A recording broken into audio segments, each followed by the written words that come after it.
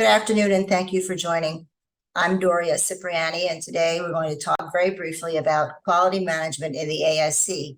Does your program measure up? In our time today, we're going to talk about defining healthcare quality, discuss the regulatory requirements, the CMS requirement, and the accrediting organizations requirement, discuss the elements of a quality management program. We're going to identify some quality indicators, talk about implementing a CQI and PI study, and identify some resources for tools for your success.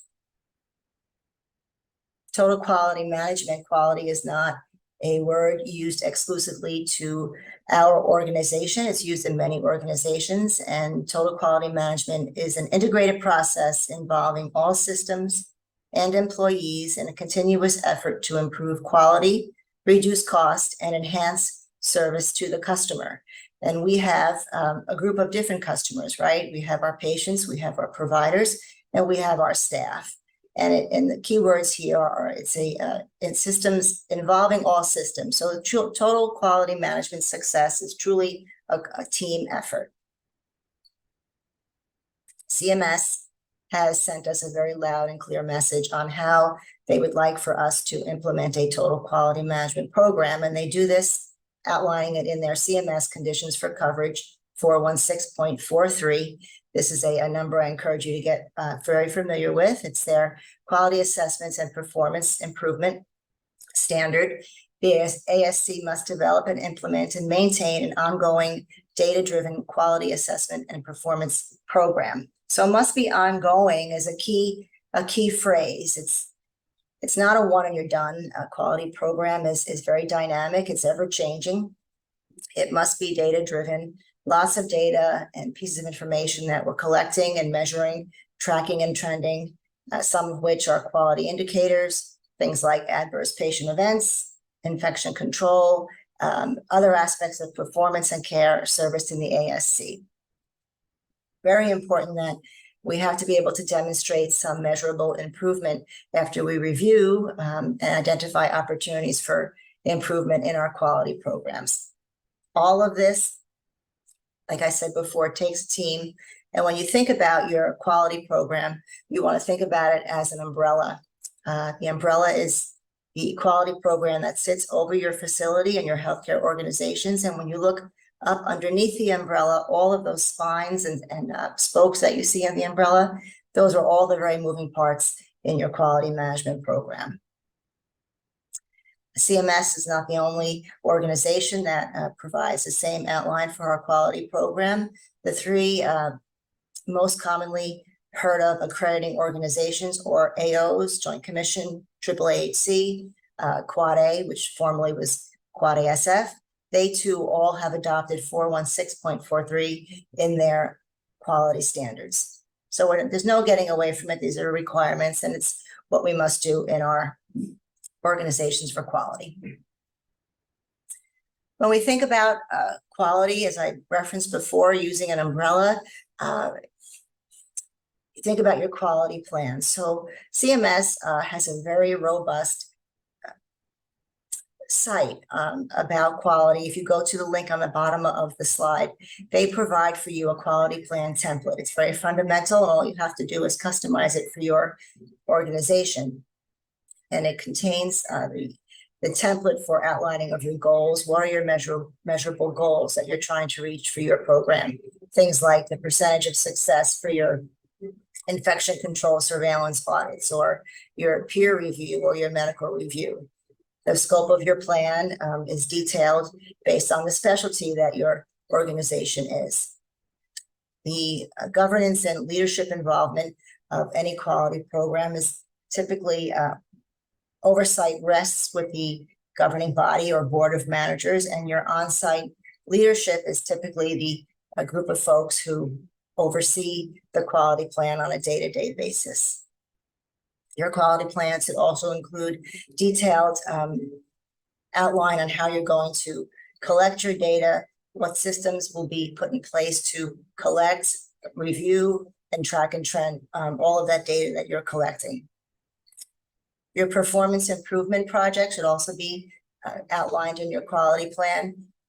identifying what is your concern and the goal for your improvement project.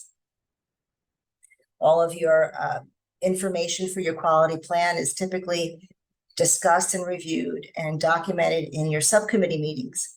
You have subcommittees such as infection control, peer review, safety, and risk management, to name a few. At the end of every year, you want to evaluate annually at a minimum, you want to evaluate your quality plan in writing, have it documented, and use it to create your quality plan for the following year.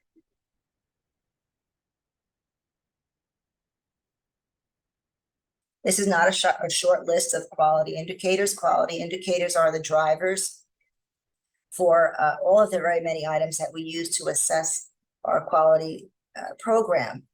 Many of these items, or most of these items, should all be familiar to you, and there are things like patient waiting times, pre-op delays, unexpected return to OR, staff satisfaction, patient satisfaction, medication errors, just to name a few. This is not a comprehensive list. I mean, it's not an entire list.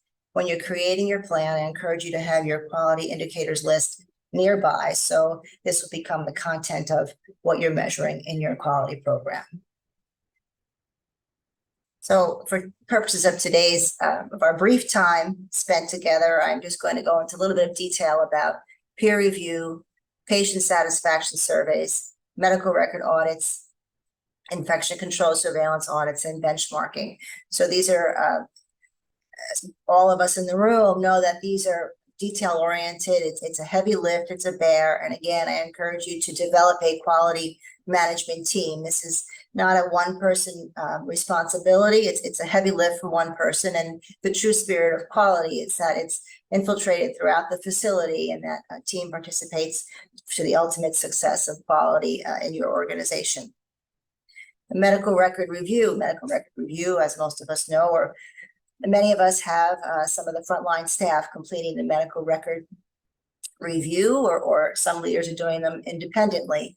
But in the scenarios when staff are completing the medical record review, oftentimes this is a task that occurs at the end of a short case day, or when there's a little bit of room in the schedule. And it could be treated sometimes as a task-oriented, dot your I's and cross your T's. The medical record review is not just a measurement activity, but a necessary activity to support the organization in achieving and assessing the quality of clinical care and maintaining high quality professional performance. So inasmuch as we have to find the sweet spot in between the struggle to get our compliance items done and maintaining quality, somewhere along the middle is to do both of that and use a process like medical record review to support our quality, see the findings, and identify some perhaps opportunities for improvement when you choose the items in your medical record review that you're going to look at. Make it meaningful, and the quantity that you review, your number of charts, make it meaningful to your volume. When you create your quality plan, you outline in your quality plan and your policy how many charts you're going to be reviewing monthly or quarterly, and be sure to have your process match your policy and your quality plan. I've seen a number of times where a surveyor will take a look at your plan or your policy, and then they'll take a look at how many charts you are reviewing. And if there's a mismatch, a trended mismatch, you're at risk for citation there. But when you think about the items that you're going to be looking at, you can think about the items that are prone to be missed, and those are the items that your accrediting organization or CMS outlines in their standards. So choose items that are meaningful. Is H&P on the chart within 30 days? Do you have a timeout documented? Are all lab and pathology reports on the chart, for example? And you want to compare, you want to compare your results to a pre-established goal. If you remember, CMS wants us to have a demonstrate measurable improvement. So you can be compliant with that if you have a a goal established. And if you don't meet that goal, you can clearly document that this was the goal I was trying to get to, and this is what I did to demonstrate a measurable improvement. And in New York State wants us to have a qualified professional appointed on your staff for oversight of medical records. If that professional is not a qualified medical record reviewer, then New York State suggests that there be consultation from a qualified medical record reviewer as part of your quality plan. Your tools to complete your audits don't have to be pretty, but they should be comprehensive and contain what it is that you are looking for. What are you looking for in your chart? Identify the chart. You want to identify your results and your goal. These medical record reviews, I have a number of templates here. If you'd like to reach out to me after the webinar via my email, I'll be happy to share them with you.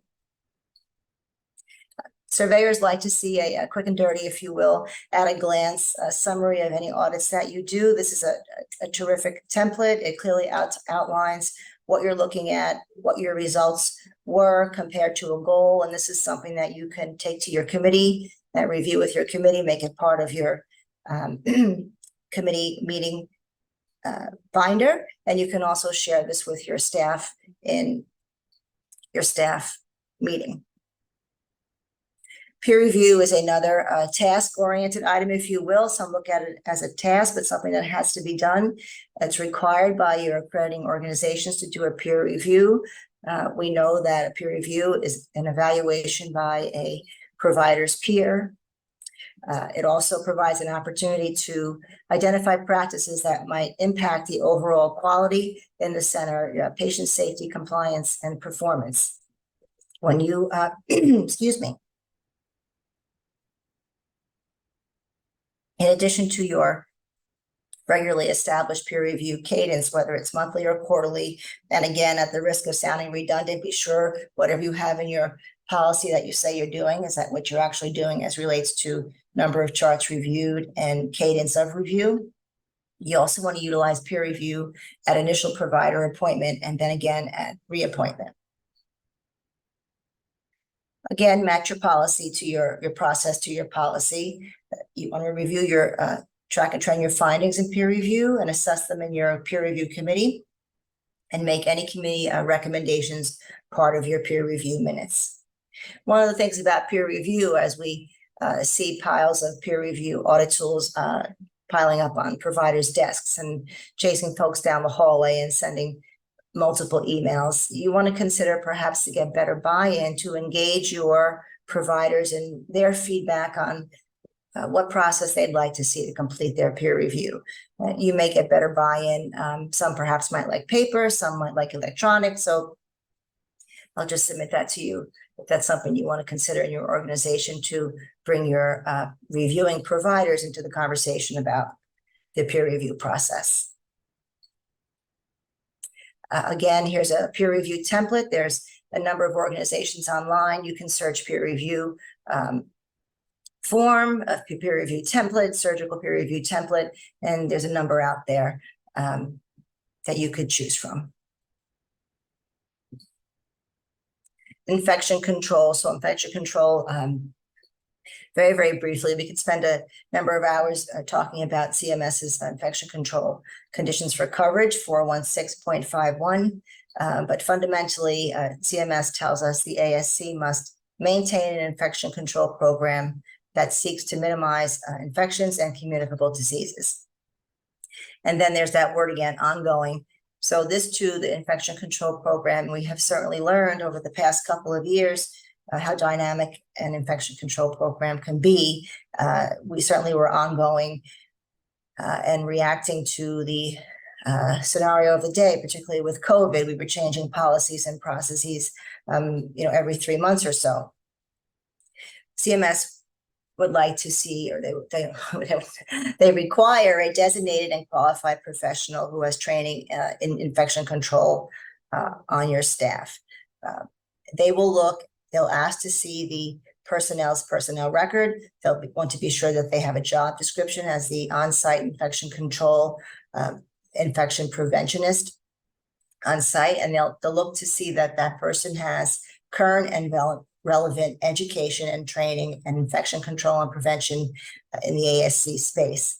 I have seen a number of surveyors cite an organization that their infection control dedicated individual had education 6 or 7 years prior, and they have had no follow-up education since then. So they would like to see ongoing and progressive education, well documented for whomever is your appointed designated IC and IP person.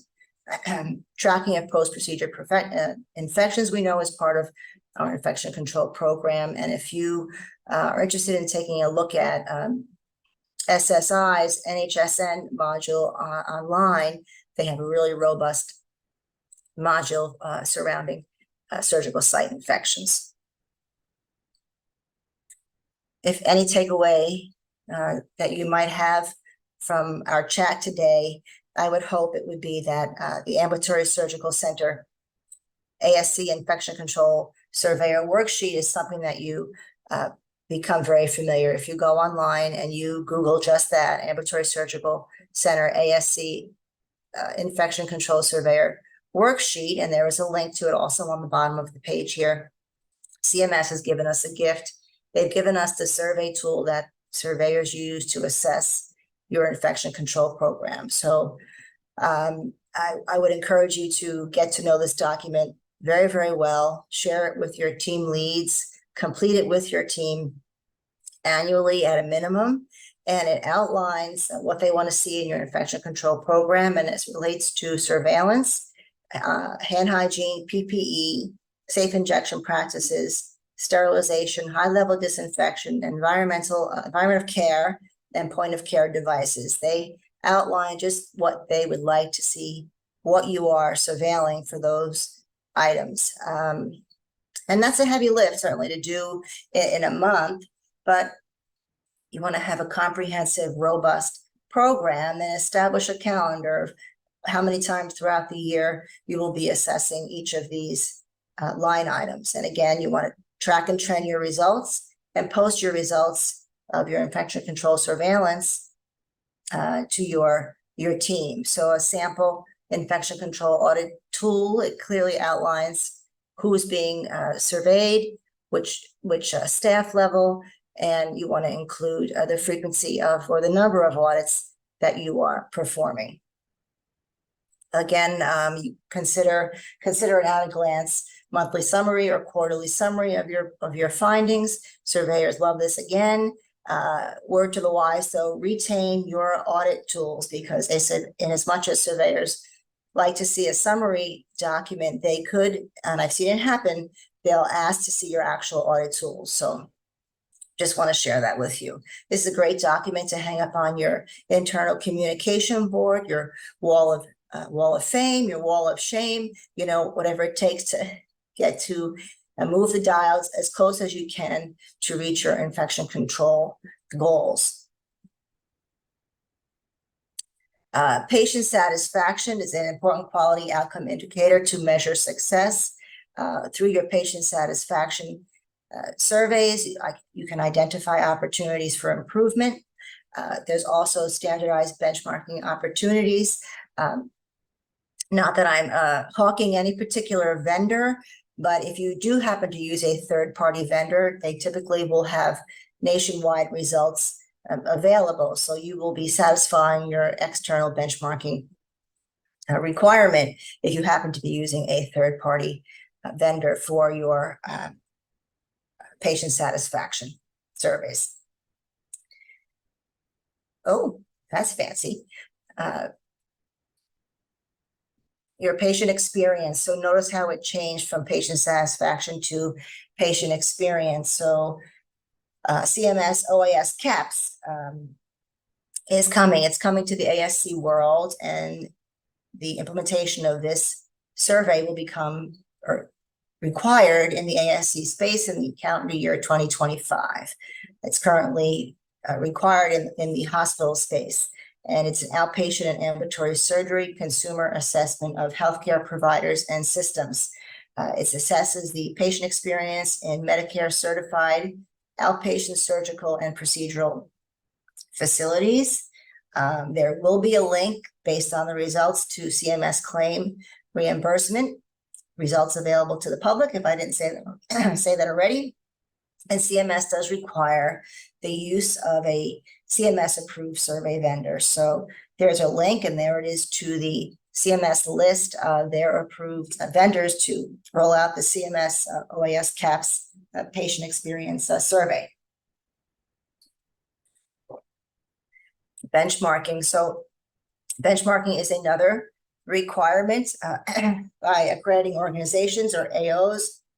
Fundamentally, benchmarking compares performance of an organization or clinician to others, comparing internally across the provider set in your organization, or comparing the same results to external organizations.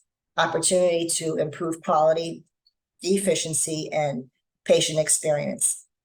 And you want to have these well documented in your quality folders, your quality files, and run the results up through your committee and have that well documented in your committee meeting minutes. We all know that typically the folks that are keeping this quality program moving day to day are the on-site leaders and on-site staff. CMS requires, however, that the governing body in your organization has oversight and accountability for the quality assessment and performance improvement program. And the governing body relies heavily on the leaders in the center to, like I said, keep it moving. And how do you document that the government body has oversight? Well, you want to have an organizational chart that shows the governing body on the top of the chart, if you will, with bidirectional communication lines that go from subcommittees up to the board of managers, and from some subcommittees down to staff at staff meeting minutes. And you want to clearly evidence that your governing body is sitting on top of the org chart and the communication pathways for your quality committee are clearly delineated. Conversations about that happen in your subcommittee meeting minutes. You want to have good, concise, clear, and comprehensive subcommittee meeting minutes, and from your quality committees, and those get run up to your board for review at the board meeting level. So save the best for last. Studies, CQI, continuous quality improvement, PI, performance improvement, QI, 10-step. They're called a number of different things. Studies is for some, there's a set of folks in a camp who happen to be very passionate about studies and run toward them and do loads of them. And there's a separate or different camp of folks who turn their head away from studies, and it's the last thing on the list that they'd like to do. So briefly, very briefly, for the purposes of the next few moments, I'm going to refer to a 10-step format, as it relates to completing your quality studies. I would submit to you, because I hear this a lot, I'll hear, Doria, what am I going to study? I need a study. Where do I get a topic from? So you can look for perhaps opportunities of things to study with in your medical record reviews, in your chart audits, your peer review. If you have any particular trends in any complication, you might want to look at that and do a study.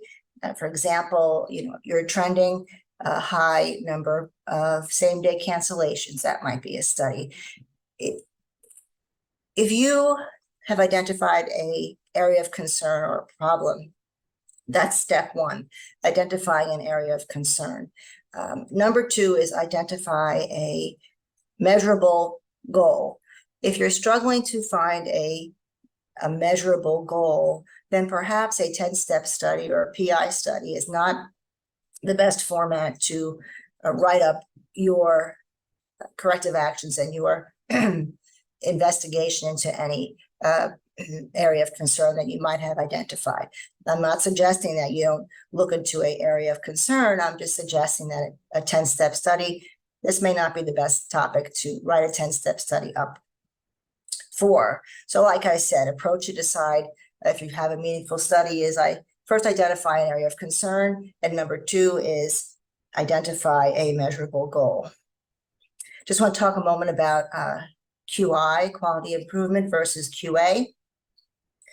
These are not the same things. QI and QA, both very important to the success of our program overall. Quality assurance, QA, I'll give you an example. You're hearing some talk that your timeouts are not being completed timely or completely in your cases. So you decide you're going to do a impromptu audit. You're going to look at X number of cases a day for a week, and you do that, and your results are terrific. You have met your goal. Your timeouts are being done appropriately, as they should. So congratulations. You have just,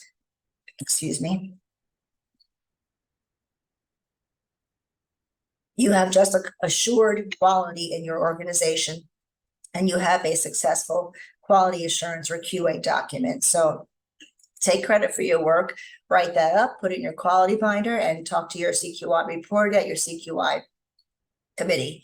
That is not a QI study, however, though. So when you think about QI study, I encourage you to consider a 10-step program. We've already talked about number 1 and number 2, you identify your area of concern. Number 2 is you identify the goal that you're striving for. Number 3 is you describe the data that you're going to collect. Number 4, how are you going to collect that data? Number 5 is your data analysis and conclusions. So here's where all the fun starts. Number 6, once you review the data that you collected, if you've met your goal, congratulations. Terrific. Like I said in the previous slide, you have just completed a round of quality assurance. Well done. Document it, put it in your quality binder, and then you still have to consider what you're going to study on another topic. However, on this study, if you have not met your goal, then great, congratulations. You are on your way to completing a quality improvement study. So at this point, you would institute corrective actions, and numbers 4 through 7 continue. They continue until you meet your goal. When you meet your goal, terrific, great.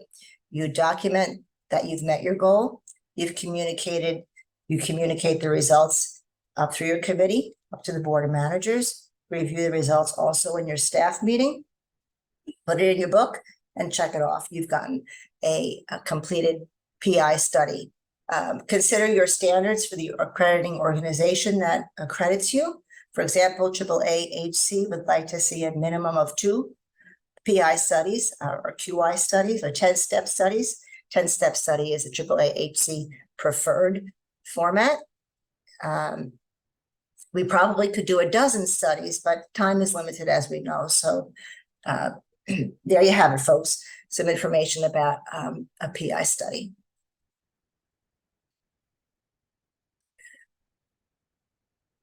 Again, not hawking any particular third party, but there's resources out there as relates to some training. Here's one, an ASC quality improvement course. It's not for free. It's you can do it at your own time. So just something you might want to consider. Each of the accrediting organizations have their own quality toolkits, Joint Commission, AAA. They all have them. You can log onto your site's account. Surveyors love to see that they're using their own tools. So I encourage you to take a look at those toolkits in your spare time. And that is said tongue in cheek. And what should have been the first resource that's on this slide is that the primary resource for the success of your quality program overall is the frontline staff, the leadership in the center, the entire team.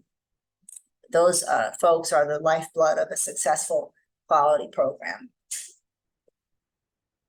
Here are some references. And I don't know why my email is not on that slide, but it is in the bio.